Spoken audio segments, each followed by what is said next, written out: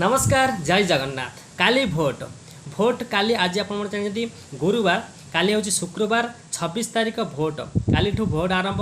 तो भोट रे कौन कौन रही केतटारू आरंभ हम केतटा शेष हम और कौ कौ जगार भोट हम आसतु संपूर्ण खबर टे आज आपदेवी। जदि आप मो चैनल रे नुआ कर देखुं तो प्लीज सब्सक्राइब कर रखु छोट बड़ खबर आपण सर्वप्रथम पाइपर।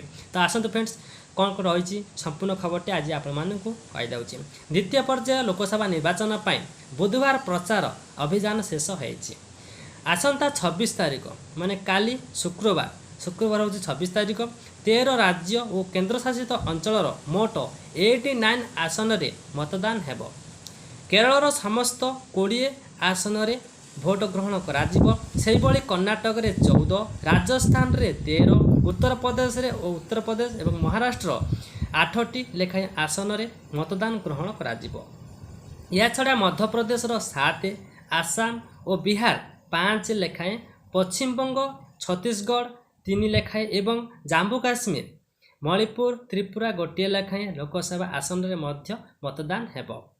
एप्रिल 19 रे अनुष्ठित प्रथम पर्याय निर्वाचन रे 21 राज्य और केन्द्र शासित अंचल मोट 102 आसन रे भोट होता।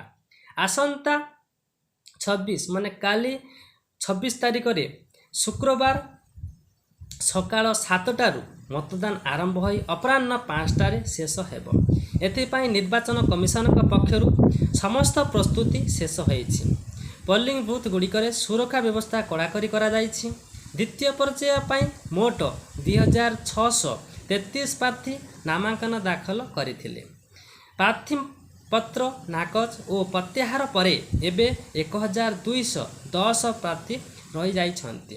तेणु भोटर माने द्वितीय पर्याय रे 1210 प्रार्थी भाग्य निर्धारण करेंगे। यही प्रार्थी मानक मध्य आउटर मणिपुर 4 जन रही। समस्त 7टी पर्याय निर्वाचन शेष होगा पर जून 4 रे भोट गणति हो फलाफल प्रकाश पाइब। एति कही रहूँ जय जगन्नाथ। आपण दिनटी शुभमय हो यही कामना कर जय जगन्नाथ।